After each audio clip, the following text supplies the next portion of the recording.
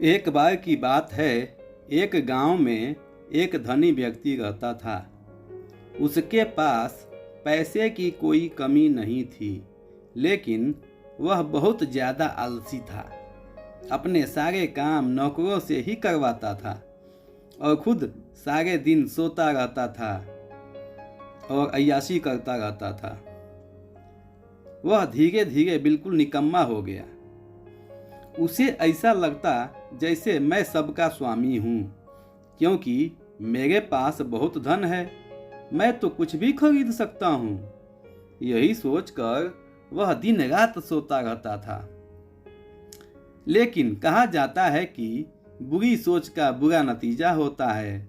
बस यही उस व्यक्ति के साथ हुआ। कुछ सालों में उसे ऐसा महसूस हुआ जैसे उसका शरीर पहले से शिथिल होता जा रहा है। उसे हाथ पैर हिलाने में भी तकलीफ होने लगी। यह देखकर वह व्यक्ति बहुत परेशान हुआ। उसके पास बहुत पैसा था। उसने शहर से बड़े बड़े डॉक्टर को बुलाया और खूब पैसा खर्चा किया, लेकिन उसका बीमारी ठीक नहीं हो पाया। वह बहुत दुखी रहने लगा। एक बार उस गांव से एक साधु गुजर रहे थे। उन्होंने उस व्यक्ति की बीमारी के बारे में सुना, सो उन्होंने सेठ के नौकर से कहा कि वह उसकी बीमारी का इलाज कर सकते हैं। यह सुनकर नौकर सेठ के पास गया और साधु के बारे में सब कुछ बताया। अब सेठ ने तुरंत साधु को अपने यहाँ बुलवाया, लेकिन साधु ने कहा कि वह सेठ के पास नहीं जाएंगे। अगर सेठ को ठीक होना है तो वह स्वयं यहाँ चलकर आए। सेठ बहुत परेशान हो गया, क्योंकि वो असहाय था और चल फिर भी नहीं पाता था। लेकिन जब साधु आने को तैयार नहीं हुए तो हिम्मत करके बड़ी मुश्किल से साधु से मिलने पहुँचे, पर साधु वहाँ थे ही नहीं। सेठ दुखी मन से वापस आ गया। अब तो रोजाना का यही नियम हो गया।